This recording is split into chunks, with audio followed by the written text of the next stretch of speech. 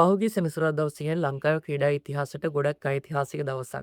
ඒ ඉතිහාසයේ පළවෙනි වතාවට ලංකාවේ ඩ්‍රයිවර් කෙනෙක්ට ෆෝමියුලා 3 පෝඩියම් එකට යන්න පුළුවන් වෙච්ච හින්දා. අපි අද කතා කරමු යෙවාන් ඩේවිඩ්ට මේ පෝඩියම් එකට යන්න හම්බුනේ කොහොමද කියලා. AIX going for the lead around the outside of Falklands. What a move that is. Position Slater up another position. David defends once again. Catastrophic.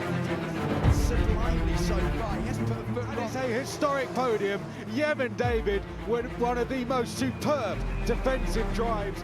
Video එකට යන්න කලින් මතක් කරන F1 සිංහල channel එකට subscribe කරන්න. ඒ වගේම වීඩියෝ එකට like එකක් දාලා comment එකක් දාලා ඒ වගේම යාළුවෙක් එක්ක share කරන්න කියලා.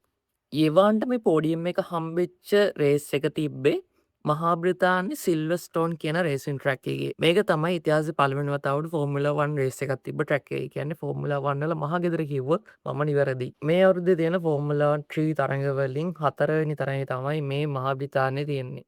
එතකොට ෆෝමියුලා 3 වීකෙන්ඩ් එකක් ගත්තොත් රේසස් ප්‍රධානම අපිට දෙකක් බලා ගන්න පුළුවන්. ඒ තමයි ස්ප්‍රින්ට් රේස් එක සහ ෆීචර් රේස් එක කියන්නේ. ෆ්‍රයිඩේ වලදී টොප් 12 ක්වොලිෆයි වෙච්ච ඩ්‍රයිවර්ස්ලා අනිත් පැත්ත හරවලා ඒ කියන්නේ 12 වෙනි ස්ථානයේ පළවෙනි තැනට දාලා තමයි ස්ප්‍රින්ට් රේස් එක කරන්නේ. ඒ වගේම සාමාන්‍යම ග්‍රිඩ් එක තමයි ෆීචර් රේස් එකේදී තියෙන්නේ. අපිට මේ පෝඩියම් එක හම්බුනේ ස්ප්‍රින්ට් රේස් එකකින්. ඉතින් ෆ්‍රයිඩේ වලදී ඒවාන්ට පුළුවන් වෙනවා P11 මේ AIX කාර් එකකින් ක්වොලිෆයි වෙන්න. මේ AIX කාර් එක කියන්නේ හිස්ටොරිකලි ගොඩක් ස්ලෝ කාර් එකක්. අපිට මෙයාලගේ අන්තිම පෝඩියම් එක බලා ගන්න හම්බෙන්නේ ගිය අවුරුද්දේ බහරේන් වලදී. මේ වගේ ස්ලෝ කාර් එකක් එක P11 ක්වොලිෆයි වෙනවා කියන්නේත් ලොකු ජයග්‍රහණයක් එවාන්ට. මොකද අපි මතක තියාගන්න ඕනේ එවාන් P11 ක්වොලිෆයි වෙද්දී මෙයාගේ ටීම්මේට්ස්ලා ක්වොලිෆයි වුණේ P28 සහ P29 විදිහට.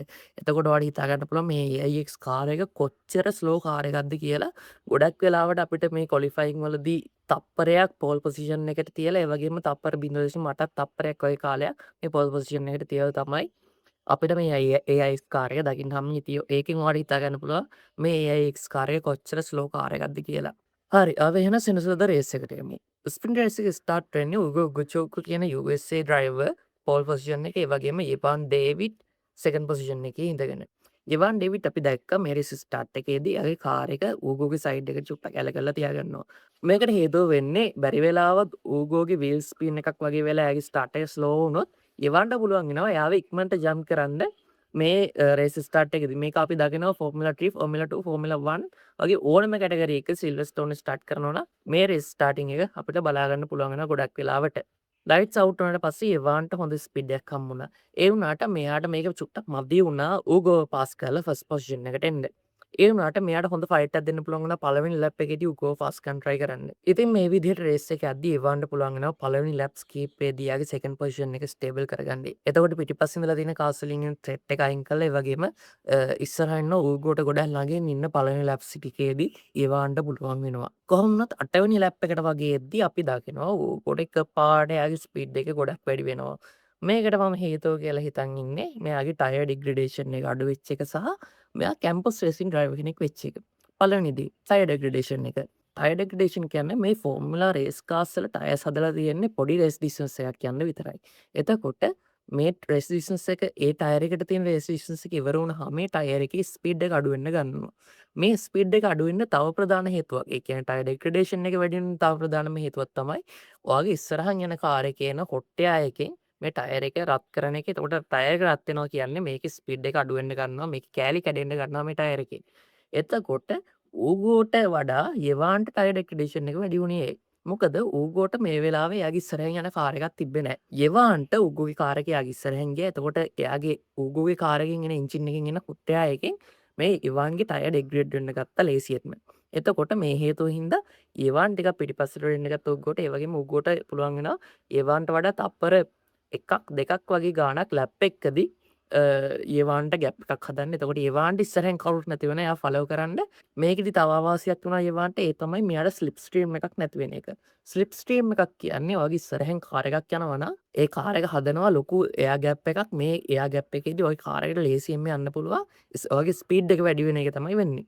එතකොට මේ එක්ස්ට්‍රා ස්පීඩ් ඇඩ්වාන්ටේජ් එක යෙවාන්ට නැති වෙනවා. ඌගෝ එයාට ගැප් එකක් හදන්න ගත්තට පස්සේ. කොහොම හරි ඊළඟ ලැප් 8ේදී යෙවාන්ට තියෙන්නේ පිටිපස්සෙන් එන අයව ඩිෆෙන්ඩ් කරන්න. පිටිපස්සෙන් එන්නේ කවුද? ගිය අවුරුද්දේ ටීම් චැම්පියන්ෂිප් එක දිනාගත්තු ට්‍රයිඩන් ඩ්‍රයිවර්ස්ලයි ඊට පස්සේ කැම්පස් ඩ්‍රයිවර්ස්ලයි ඊට පස්සේ තව එනවා ප්‍රීම ඩ්‍රයිවස්ලා කොහමරි ඔය ටීම්ස් තුන මේ වෙද්දි ෆෝර්මුලා 3 වල ටොප්ම ඉන්න ටීම් තුන. yes ෆෝර්මුලා 3 කියන්නේ ස්පෙක් සීරීස් එකක ඒ කියන්නේ හැමෝටම තියෙන එකම කාස් බට් මේ කාස් ඇතුලේ සෙටප් වෙනස්. ඒ වගේම මේ කාස් ඇතුලේ තියෙන එන්ජින්ස් වෙනස්. එන්ජින්ස් වෙනස් කියන්නේ අපි දන්නවා දැන් අලුත්ම එන්ජිමක් නම් හොඳටම පර්ෆෝම් කරනවා. ඒ වගේම එන්ජින් පරවෙන්න චුට්ටක් ඒක පර්ෆෝම් කරනවා අඩු වෙනවා. මේ ට්‍රයිඩන් ඒ වගේම ප්‍රීම මේ කැම්පස් වගේ ඩ්‍රයිවර්ස්ලා ගොඩක් වෙලාවට සල්ලි තියෙන ඩ්‍රයිවර්ස්ලා මොකද මේ ටීම්ස් වලට යන්න ලොකු ගාණක් වියදම් කරන්න වෙනවා සාමාන්‍ය මේ AIX වගේ ටීම් එකකට යනවට වැඩිය. එතකොට මේ අර වැඩිපුර වියදම් කරන ගාණත් එක්ක මෙයාලට ඇඩ්වාන්ටේජ් එකක් හම්බ වෙනවා නිතරම වගේ අලුත් එන්ජින්ස් මේ එයාලගේ කාස් වලට ලබා ගන්න. ඉතින් මේ දේවල් එක්ක ඔයාලට හිතා ගන්න පුළුවන් මේ ප්‍රීම ට්‍රයිඩන් කැම්පස් වගේ ටීම්ස් වල කාස් කොච්චර ස්පීඩ් ඇඩ්වාන්ටේජ් එකක් තියෙනවද ඒවන්ගේ AIX කාර් එකට වැඩිය කියලා. කොහොම හරි මේ අන්තිම ලැප් 8ේදී අපිට බලා ගන්න හම්බ වෙනවා මම මෙච්චර කාල ෆෝමියුලා 3 ඩ්‍රයිවර් කෙනෙක්ගෙන් දැක හොඳම ඩිෆෙන්ඩින් ටික. ඉතින් ඔයා ෆුල් රේස් එක හපු බලනවා නම් එහෙම නැත්නම් හයිලයිට් බලනවා නම් ඔයාට ගොඩක් පෙනේ ඒවන් අමුතු ලයින්ස් වලින් ගිහිල්ලා පිටිපස්සෙන් ඩ්‍රයිවර්ස් ලව ඩිෆෙන්ඩ් කරන ඒ වගේම මේ වෙලාවේ ඒවන්ගේ ටයර්ස් ආපහු කූල් ඩවුන් වෙන්න නම් තිබේ මොකද Google ලොකු ගෑප් එකක් හදාගෙන තියෙන මේ වෙලාවේදී ඒ වගේම ඊට පස්සේ එතකොට ඒවන්ගේ ටයර් ඩෙග්‍රේඩේෂන් එක කලිට වඩා ගොඩක් අඩු වෙනවා බට් අර පිටිපස්සෙන් එන ඩ්‍රයිවර්ස් ලගේ ටයර් ඩෙග්‍රේඩේෂන් එක ටිකක් විතර තාම තියෙනවා මොකද ඒවන්ගේ හොට් එයා එක තියෙන හින්දා බට් ස්ටිල් ඒවන්ට මේ වෙලාවේ DRS තිබ්බෙත් නෑ DRS කියන්නේ පිටිපස්සෙන් එන ඩ්‍රයිවර්ට පුළුවන් වෙනවා එයා තප්පරයක් ඇතුළේ ඉන්නවනම් එයා ඉස්සරහ යන කාරයකට තප්පරයක් ඇතුළේ ඉන්නවනම් මෙයාගේ රියර්විං එක ඕපන් කරලා ස්පොයිලර් එක ඕපන් කරලා වැඩිපුර ස්පීඩ් එකක් ගන්න ඉස්සරහ යන ඩ්‍රයිවර්ට වඩා. බට් මේ දේවල් තියෙද්දි තේවන්න පුළුවන් වෙනවා පිටිපස්සෙන් එන ඩ්‍රයිවර්ස්ලා හැමෝගෙම ඩිෆෙන්ඩ් කරන්න.